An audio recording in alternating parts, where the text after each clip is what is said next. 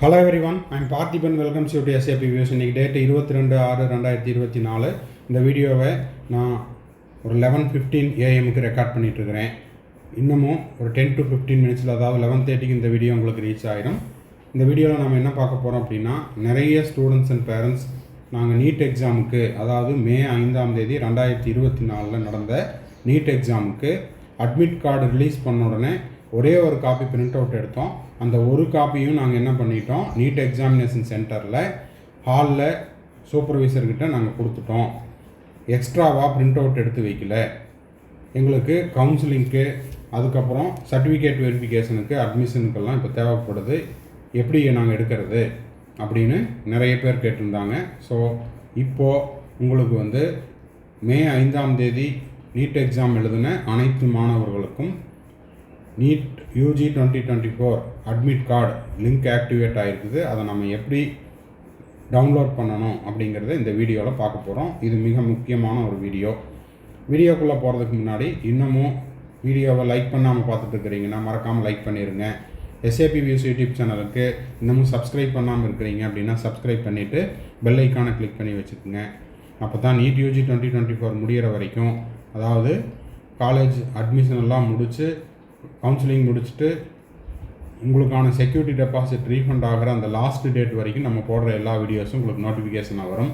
இந்த வீடியோவை நீங்கள் பார்த்துட்டு உங்கள் friends circle, relative circle, neighbour சர்க்கிளில் யாரெல்லாம் நீட் ஆஸ்பிரன்ஸ் இருக்காங்களோ அவங்களுக்கும் அவங்க பேரண்ட்ஸுக்கும் இந்த வீடியோவை ஷேர் பண்ணுங்கள். இப்போ வாங்க எப்படி இந்த அட்மிட் கார்டை டவுன்லோட் பண்ணலாம் அப்படிங்கிறத பார்த்துடலாம். இப்போ பார்த்தீங்கன்னா இது NTAனுடைய அஃபீஷியல் வெப்சைட். இந்த அஃபீஷியல் வெப்சைட்டில் இங்கே மேலே ஒரு ரெட் கலரில் ஒரு லிங்க் போயிட்டுருக்கோம்.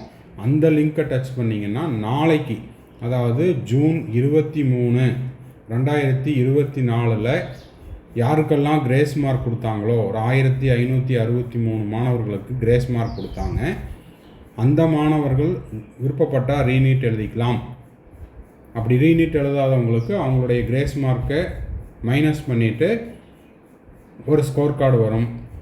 நாளைக்கு எழுதுறதுக்கு விருப்பம் இருக்கிறவங்க இந்த அட்மிட் கார்டை டவுன்லோட் பண்ணிவிட்டு நாளைக்கு எக்ஸாம் எழுதலாம். அதில் என்ன மதிப்பெண் எடுக்கிறாங்களோ அந்த மதிப்பெண் வரும் அப்படின்னு கொடுத்துருந்தாங்க உச்சநீதிமன்ற உத்தரவு. அவங்களுக்கான அட்மிட் கார்டு இங்கே இருக்குது. ஓகேங்க சார், இப்போது நாங்கள் 24 லட்சம் பேர்த்தில் மே 4 எக்ஸாம் எழுதினவங்க, எங்களுக்கான அட்மிட் கார்டு எங்கே இருக்குது அப்படின்னா, கேண்டிடேட் ஆக்டிவிட்டி போர்டு அப்படின்னு அஃபீஷியல் வெப்சைட்டில் இந்த க்ரீன் கலரில் இருக்குது. அதில் 1, 2, 3 இந்த தேர்ட் ஆப்ஷன் பார்த்தீங்கன்னா அட்மிட் கார்டு இருக்கும். இந்த அட்மிட் கார்டு அப்படிங்கிற ஆப்ஷனை கிளிக் பண்ணுங்கள். அதாவது அந்த லிங்க்கை கிளிக் பண்ணிங்க அப்படின்னா உங்களுக்கு நெக்ஸ்ட் பேஜ் வரும். இந்த நெக்ஸ்ட் பேஜில் please check your photo signature barcode on your admit card. If the photo signature barcode is missing, kindly re-download it அப்படின்ற மாதிரி மேலே உங்களுக்கு இந்த நோட்டிஃபிகேஷனோட இந்த பேஜ் இருக்கும். இதில் உங்களுடைய அப்ளிகேஷன் நம்பரை டைப் பண்ணுங்கள்.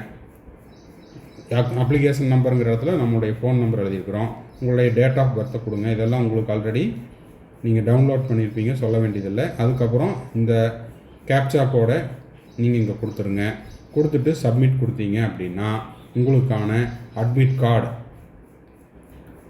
நீங்கள் இப்போ டவுன்லோட் பண்ணிக்கலாம். இப்போ நீங்கள் டவுன்லோட் பண்ணும்போது என்ன பண்ணுறீங்கன்னா, இதை மறக்காமல் டவுன்லோட் பண்ணி ஒரு சாஃப்ட் காப்பியாக எடுத்து வச்சுக்கோங்க.